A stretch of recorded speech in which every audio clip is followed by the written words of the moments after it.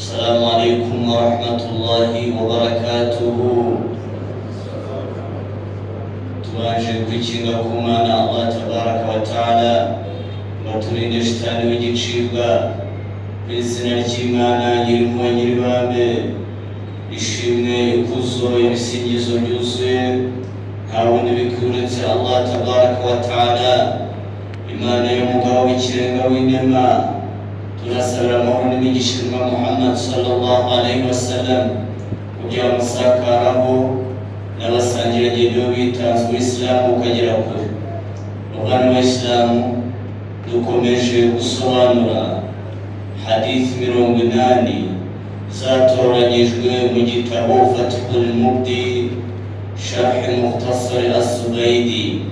Tukaba tugeze kuri hadithi ya 21 ivuga ubuhanuzi bw'intumwa y'Imana Muhammad sallallahu alaihi wasallam mu bitabo byabo mazabanje fi Tawrati wal Injil, muri Tawrati ndetse no muri Injil.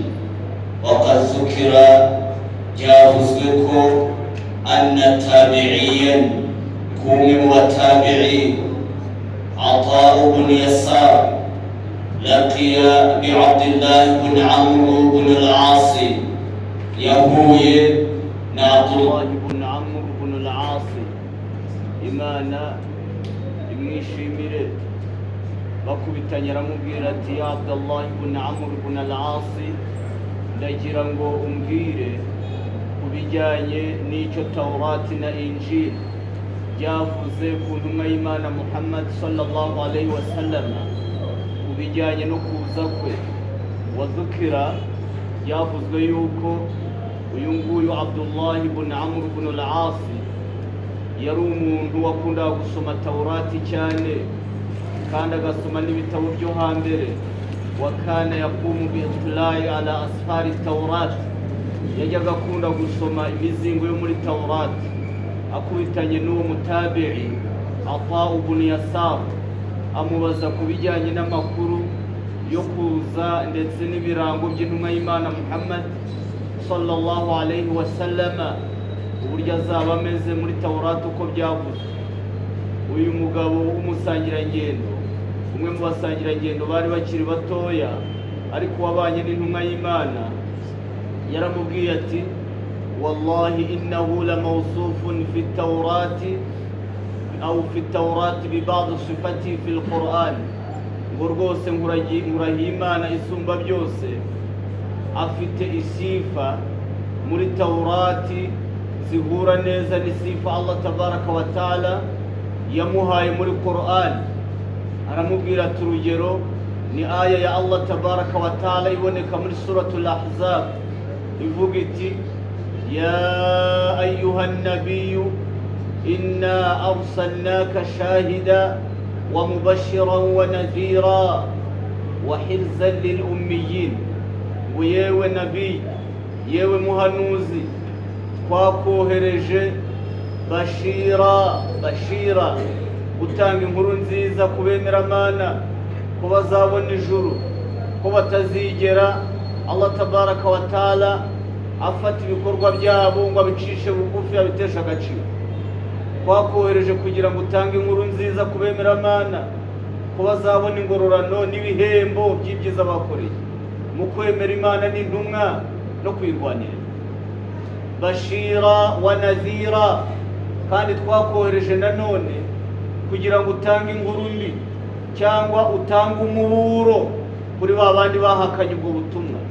Bashira wa nadhira, al-inzar ni inkuru itari nziza yo guha ba bandi bahakanye ko bashobora kuzahura n'ibihano bikomeye cyane.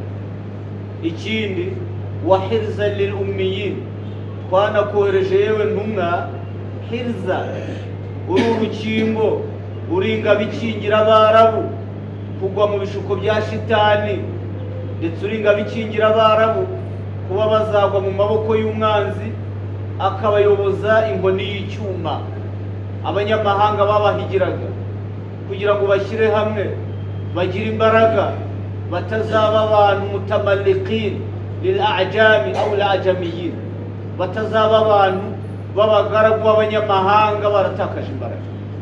Ikindi yamubwiye ko muri Taurati kandi banditsemo bati anta rasuli wa abdi, uri intumwa yanjye n'umugaragu wanjye, uri intumwa yanjye n'umugaragu wanjye. Laisa bifadhin wala ghalidh, uri intumwa izarangwa n'impuhwe itazagira umutima wa mukushi. Alfadhu ni umuntu ufite umutima mubi. Laisa bifadhin wala ghalidh, uri intumwa izarangwa n'impuhwe kandi itazagira umutima wa mukushi. Wala ghalidh, itazarangwa n'imico mibi n'amagambo yirukana abantu aho kugira ngo bayingane bakayihunga. Ndetse kandi wala sahabin fil aswaq, uri intumwa izarangwa n'ituze, itazarangwa n'urusaku ahantu hateraniye abantu benshi nko mu masoko. Uri intumwa kandi aho ni muri Taurati. Ndetse kandi wala yadfa'u sayyi'ata bisayyi'a, ni intumwa izaza itwishyura ikibi ikindi. Ntabwo intumwa y'Imana Muhammad sallallahu alaihi wasallama mu byayiranze ikibi yacyishyuraga ikibi. Ma kana yantaqimu li nafsihi, ntabwo yajyaga yihorera ku giti cye.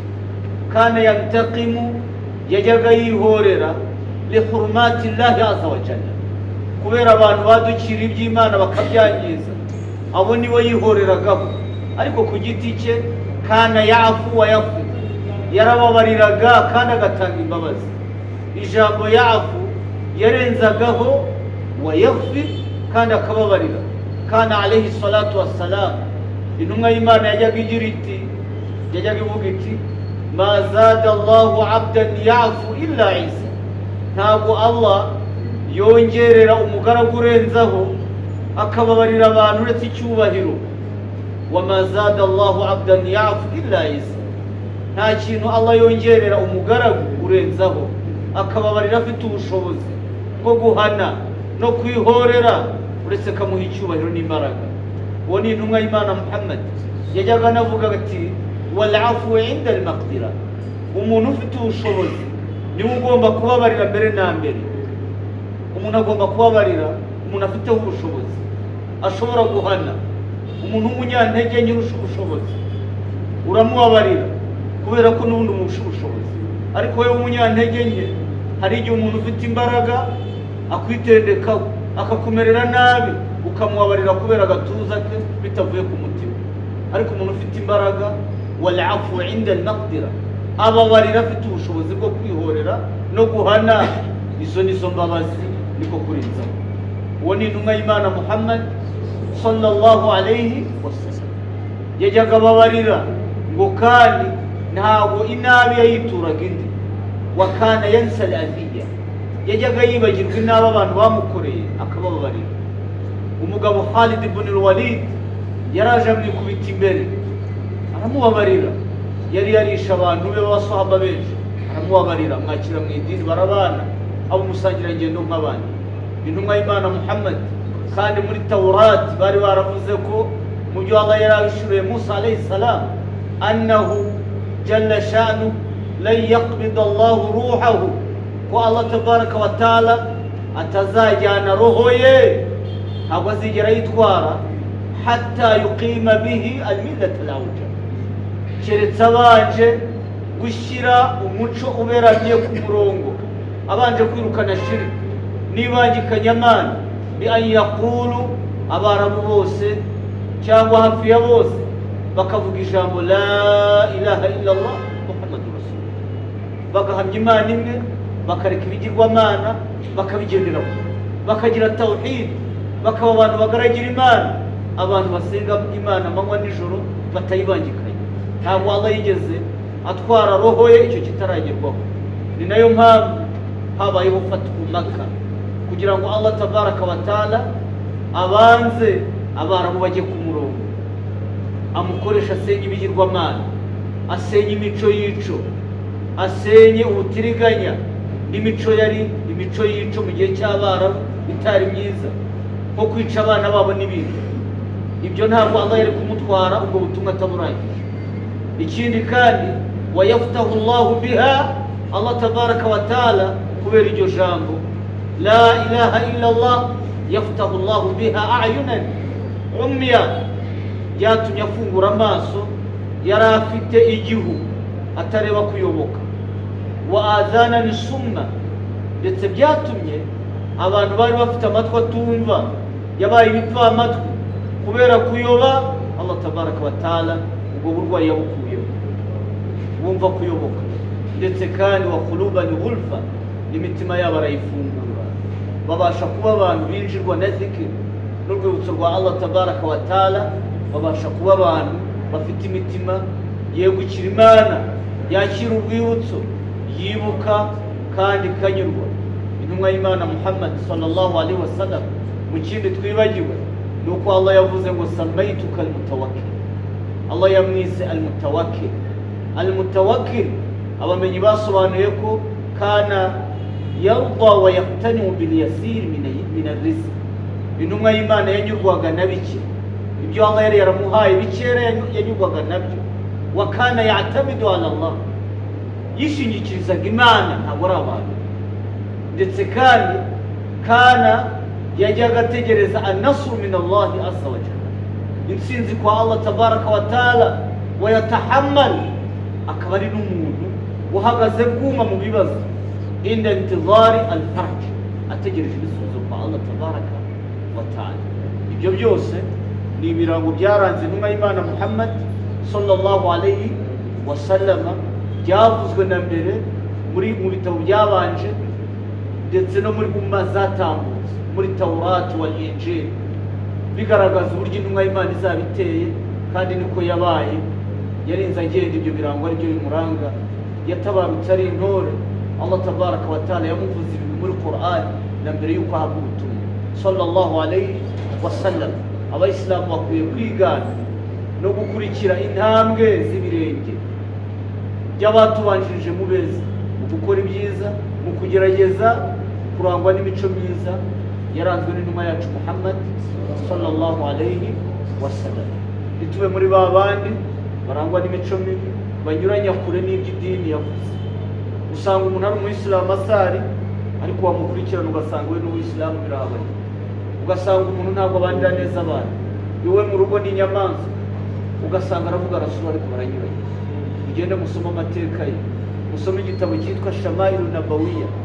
Shamailu Nabawiya ni igitabo cyigisha uko intumwa y'Imana yari iteye, uko intumwa y'Imana yabagaho. Ibyo mugende mubisome, hanyuma mugerageze gukurikira intumwa y'Imana, ugusari, gukora ibadati, mu mibanire yanyu n'abandi.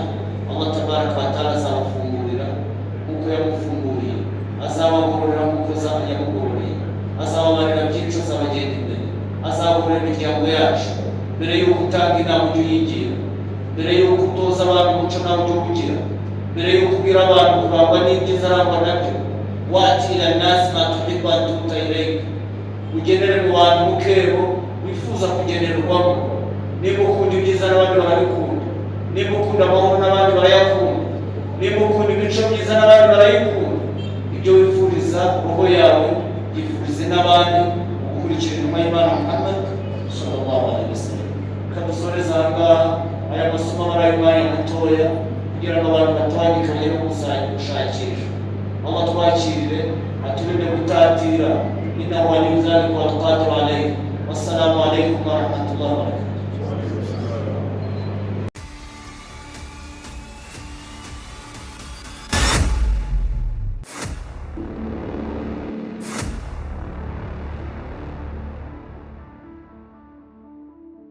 Usisahau kusubscribe, like, kushare na kucomment.